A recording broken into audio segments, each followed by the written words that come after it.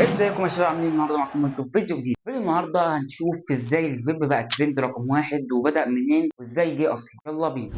الفيب ده يعتبر دخان بلع البشر. الفيب في بدايته كان معمول عشان الناس تبطل سجاير، بس ازاي بقى ترند؟ ده اللي هنعرفه دلوقتي. طب مثلا انت هتقول لي ازاي الفيب اتعمل لتبطيل السجاير وهو اصلا دخان؟ تعال نرجع فلاش باك لسنة 2003. في عالم اسمه هولي، ده باباه كان مدخن يعني بطريقة مش عادية، كان بيشرب سجاير كتير. قرر يعمل حاجة لتبطيل السجاير. قعد يفكر يفكر يفكر، وصل اعمل حاجه بتطلع دخان بس مش مضره زي السجاير. الفيب في بدايته كان يعتبر دخان من غير نكهات. اتطور كل شويه الناس يحط نكهات زياده، شويه يعمل لك نكهه ملوخيه. وطبعا الفيب ده فضل يتطور، يعني اول ما اتعمل ما كانش في الشكل اللي احنا شايفينه دلوقتي ده. اتطور.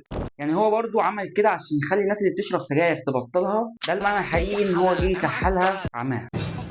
الكهرباء قطعت. الراجل بريء، يعني الراجل كان بيعمل حاجه تساعد الناس، بس الناس مش بتسيب حاجه محترمه في حالها. العصير اللي احنا بنشربه عشان الطعم بتاعه، هي الناس قررت تعمل كده بالظبط. الفيب يعني نحط نكهات، نعمل مثلا فراوله مانجا، الناس بتشربه عشان تتسلى بس. ده كمان في ناس دخلت التدخين بسبب، يعني النكهات في الاول كانت حاجات طبيعيه، يعني عنب، فراوله، مانجا، خوخ، الحاجات اللي احنا كلنا عارفينها دي. دخلت في افتكاسات تانية، بيستاشيو. اللي بيعملوا النكهات بتاعت الفيب دي قرروا يعملوا حاجات غريبه عشان الناس تجرب اكتر واكتر واكتر. يعني اللي ناقص يعملوا نكهه مكرونه بشاميل. جمدان. وصراحه في ناس كتير اللي هي بتشرب الفيب مش عشان تبطل تدخين، ده عشان يجربوا بس النكهات. يعني انت كل اسبوع تلاقي نكهه جديده. كان تحديث موبايل. الناس زمان كانت بتاخد نفس من السيجاره بتطلع دخان بسيط عادي، لكن مع الفيب انت قادر تعمل سموك.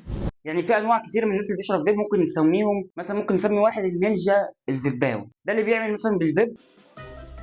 وفي نوع تاني ممكن نسميه الكذاب، ده اللي بيعمل القهوه كلها ويقول لك عادي خفيف. في دول كتير بدات تمنع الفيب، مش عشان مضر، لا، عشان الدخان بتاعه بقى بيعمي الناس.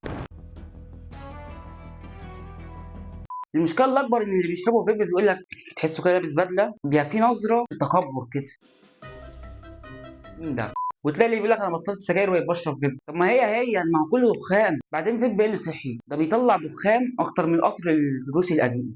اغلب الناس اللي بتشرب فيب مش عشان يبطلوا سجاير، لا، عشان يبقى منظرهم يبقى بايظ. من فتره قريبه العلماء كانوا قايلين ان الفيب اقل ضرر من السجاير. بعد فتره قالوا لك استنى عشان في حاجه غريبه في الرئه. في علماء كتير قالت ان الفيب ضرره اكتر من السجاير اصلا، بالذات ان الفيب فيه مواد كيميائيه كبيره، ممكن يعمل لك تلف في الرئه بسبب المواد اللي بتبقى فيه، بالذات لو قعدت تستخدمه فتره كبيره. سواء بتشرب فيب او سجاير، ما بتشربش ما بتعملش كده كده، الرئه هي اللي هتشيل الذنب في الاخر، والرئه هي اللي هتتخنق منك.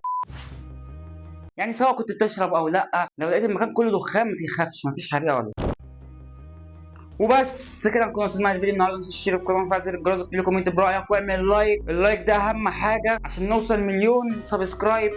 بلاش مليون عشان كتيره، نوصل 100,000 سبسكرايب اخر السنه دي. ويت ذا كريزي فلوجز. سلام.